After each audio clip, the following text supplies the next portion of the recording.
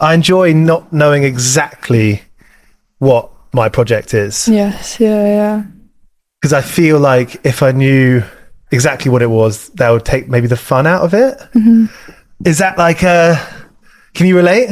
Yeah, I would say so. I feel like when I'm playing shows too, I try to not play the same set every night, and like do different transitions and kind of change it up so it doesn't end up being the same every time. Yeah. And your band is, you met them at Berkeley College. Yeah, you studied at Berkeley. Yes. So you are proficient at your instruments. Yeah, some would say so.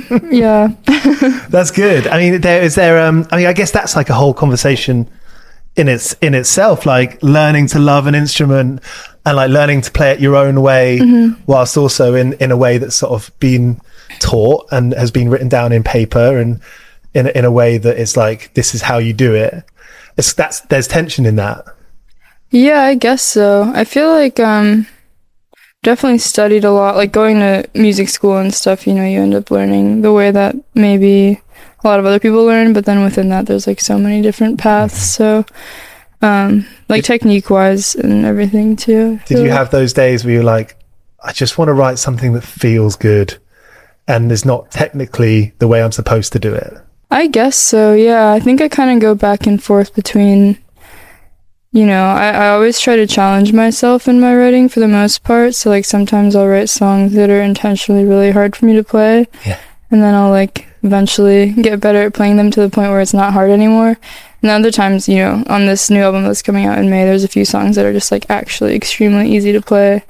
And that's kind of like the other side of it, like going back and forth between something really more simple and straightforward versus something really complicated. Yeah. Well, the opening track to the record, Dumb Feeling, is pretty shredding. Yes. It's funny because I feel like on the scale of like difficult to not difficult, that one is like towards the not difficult side. You're joking? Yeah. Yeah. Animura, is that how you pronounce it? Animaru. Animaru. Yes, yeah. Excuse me. And it means animal. Yes, yeah. And I read you talking about how you just prioritize music and 101 part-time jobs. That's the name of this show. And I suppose that's what it is about. It's about people saying, I care more about making music than I do about the things that I'm taught or told that I should care about more. I mean, you're 24, so you're young. I imagine, I'm not expecting you to like have an amazing like perspective of your life because you're so in the middle of it. Right, yeah. But how do you ruminate around that stuff? Because to get to where you are right now, that's required a lot of work. For sure. Yeah, I feel like when I first moved to New York, I started working at a preschool, and I worked there full-time for 1 year and then part-time for another year. And then now I'm able to do music full-time, which is really amazing. But I don't know, in my opinion, I feel like it's, being an artist, getting a part-time job is like a very normal thing to do, and I hope that people aren't discouraged by it. I mean, I certainly was discouraged for a little bit. I was like, I worked at, the preschool I was working at. It was great. I didn't dislike the job. Like, I love children, and it was really fun, but like, it wasn't exactly what I wanted to do with my whole life for the rest of my life. I'm very happy to be just doing music, because that is like my life's passion and like my life's love. So yeah. Brooklyn's expensive. It is. It's expensive, but I feel like people think it's more expensive than it actually is. Like if you find a good spot, and you're not eating out all the time, and I feel the same way about London. Mm-hmm. You can find your spaces where you find the cheap thing to eat on a regular basis, or you just find a way to not spend money every time you leave the house. Yes. Yeah. A lot of walking around and groceries and stuff like that, but yeah.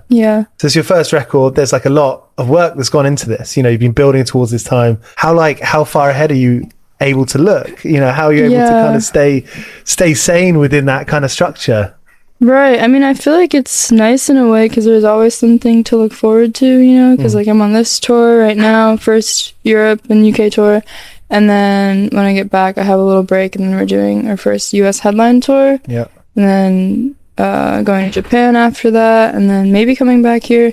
But it's kind of planned out, I guess, like through half of the year, about like through July, August-ish. So you know exactly where you'll be Yes. You don't know how you're going to be feeling. No, I guess I don't know how I'm going to be feeling, but based on how I'm feeling now, I think I'll probably still be feeling good, I hope. Yeah. You know, I just heard of you at the start of this year. A lot of people still haven't heard of you yet. It makes me think how a record can be so grasping, and it captured me immediately, like dumb feeling, like the singles from this album that were immediately like, yes, this is awesome. Like, this is amazing. It's like mathy, it's hooky. There's Japanese language in there. So I feel like I'm learning something. And it makes you think how much amazing music out there doesn't get heard. That's true.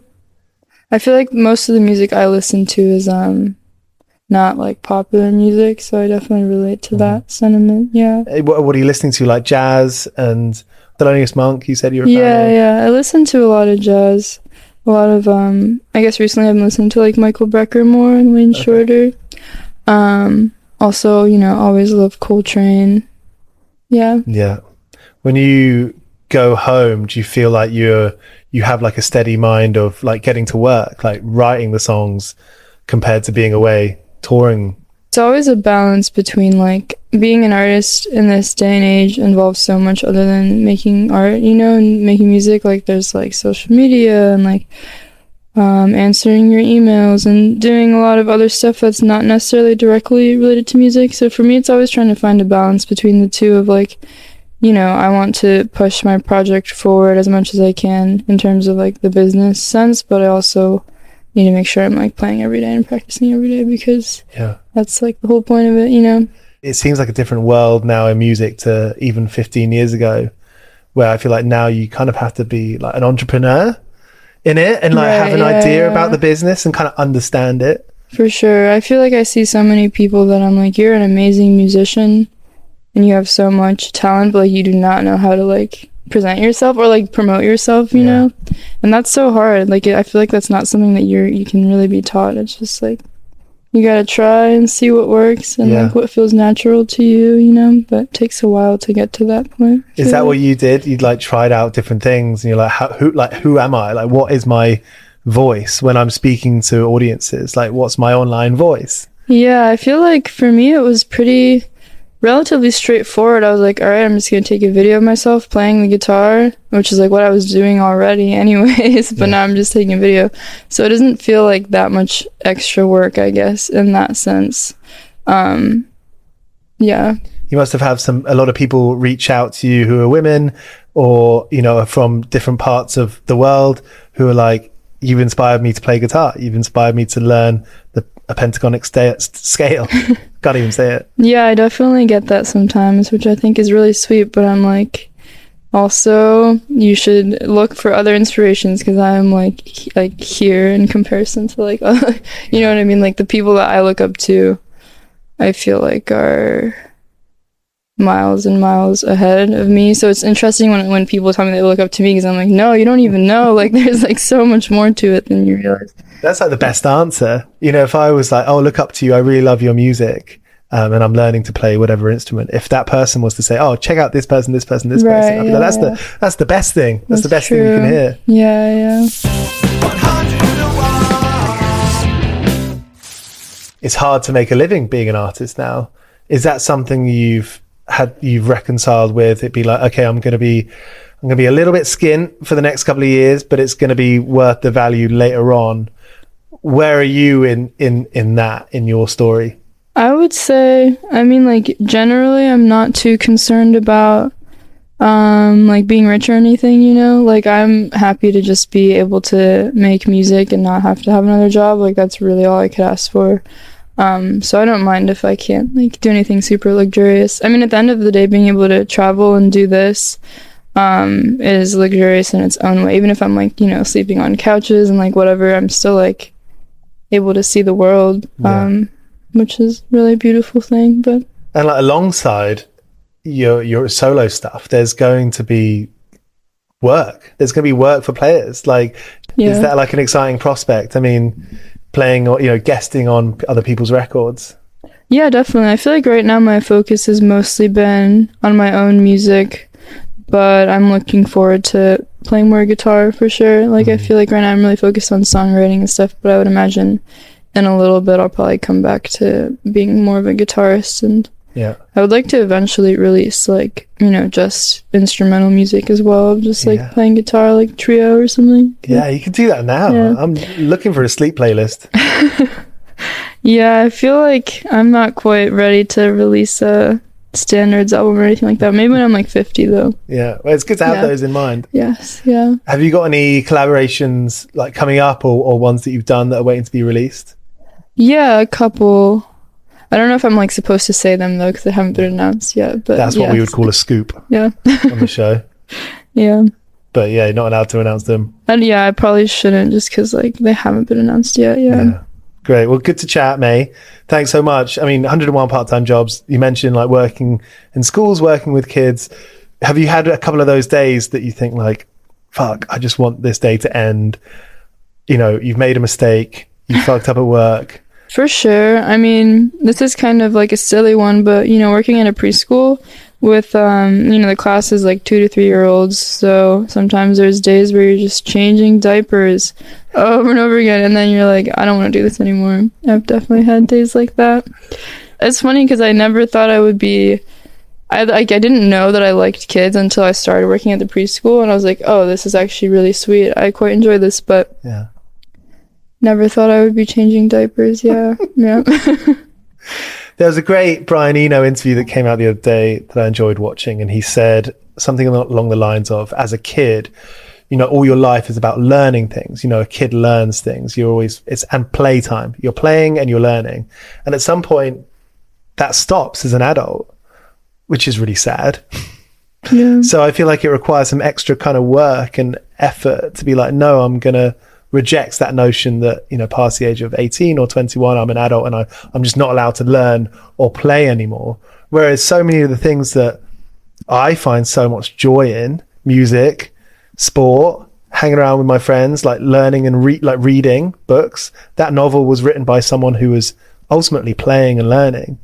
I'm just really aware that, it's stamped out of you as an adult to learn and play. Yeah. No, I feel that. I feel like it's really important to stay connected with that, like innocence, Yeah. And like joy, like pure joy. I feel like I've definitely come back to that over the past couple of years. Just, I think that's what I love about music, is it makes me so happy. So. Yeah, and stay green. I guess as a guitar player, like you said, the levels are so high of how, how proficient, how gifted players are. Mm-hmm. And to even be on that kind of path, I imagine is super humbling. And it makes sense to be green and be like, okay, what's that? Could you teach me that? Yeah, definitely. It's really like a lifelong thing, like I'm going to be, I don't know how long I'll live, but like I'll be 80 years old. I'm still trying to like transcribe stuff, Explain to me what transcribing is. I guess it's just like learning something. For me, I learn it by ear. And some people like write it down, but I'm not very good at that, so will learn it by ear and like memorize it and then play it. Like it could be a solo or a chord progression or some voicing, like whatever. Mm-hmm. Yeah, whatever it is. And this is like a song that you found, could be on YouTube, could be on the radio. Yeah, it could be anything. I guess usually it's like some solo or something that I have liked for a while, and then I'm like, okay, I'm gonna learn how to play it. Yeah. Hell yeah. What was the last one, or what was like a memorable recent one that you did that for? Honestly, I haven't had too much time to like really practice in that way recently.